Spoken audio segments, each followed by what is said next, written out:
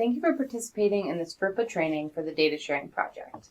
Any staff member at a data sharing project site working with student level information or accessing the data sharing software must complete this training and sign the FERPA compliance agreement. This FERPA training reviews FERPA compliance and data security measures that must be in place to be part of the project. English or Spanish transcripts of this training are available upon request. Please contact a member of the data sharing project team if additional language translations are needed. So, what is FERPA? FERPA is the Family Educational Rights and Privacy Act. It's a federal law that describes how, when, and to whom students' personally identifiable information, or PII, can be shared. FERPA protects students' right to privacy and ensures parent-guardian access to student education records.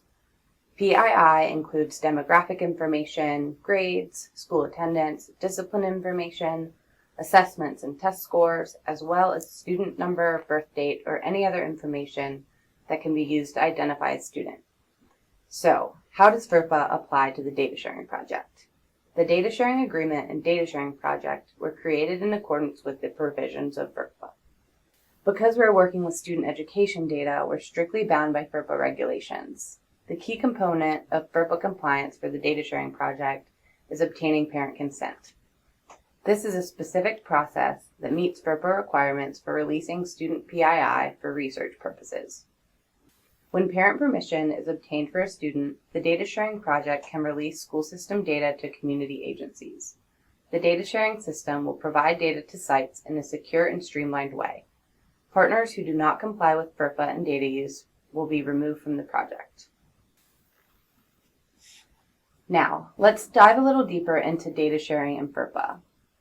It might be helpful to think of data access under FERPA as the rules of a stoplight at an intersection. You have green lights, red lights, and yellow lights. The red and green lights are pretty straightforward, stop and go, but yellow lights can mean different things for different people, right? So let's cover red and green first, and we'll come back to yellow in a minute. So, green means go. These situations are where data can be shared under FERPA. Parents can access their child's education data if the child is younger than 18 and not enrolled in a post-secondary educational program.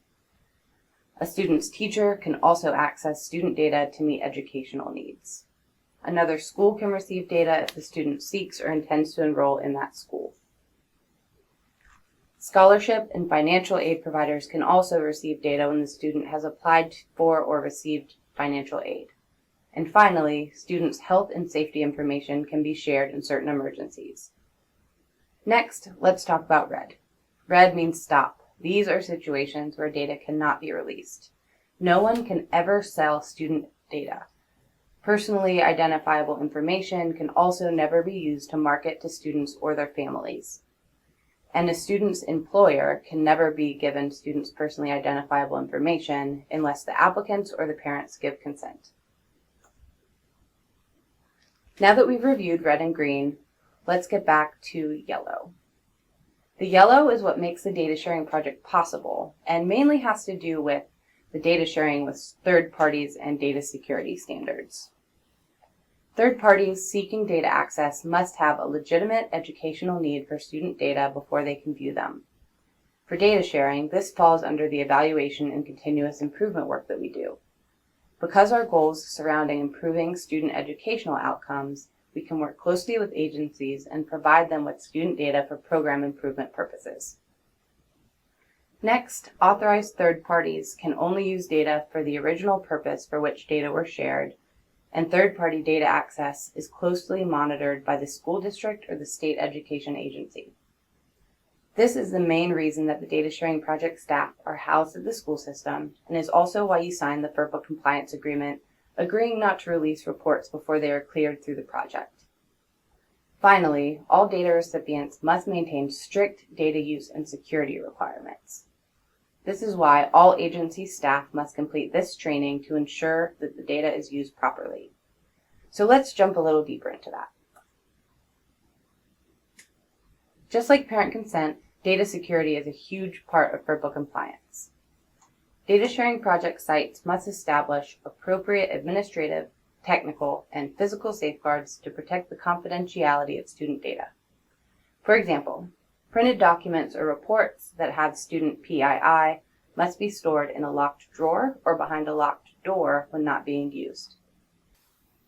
Digital information must be stored on a password-protected computer and must be locked when the computer is not in use. Passwords should be something that you can remember but wouldn't be easy for another person to guess. Do not share passwords or login information with anyone. Also, updated antivirus software is recommended to prevent a data breach. Just a couple more things to remember about FERPA and data security. When sending electronic communications, be mindful of all recipients and ensure that private information is not shared with unauthorized parties. Do not email student PII over email unless it is password protected.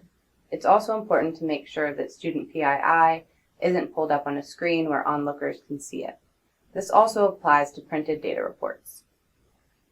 Any security breach of student personally identifiable information must be reported to the Data Sharing Project Coordinator within 24 hours of discovery.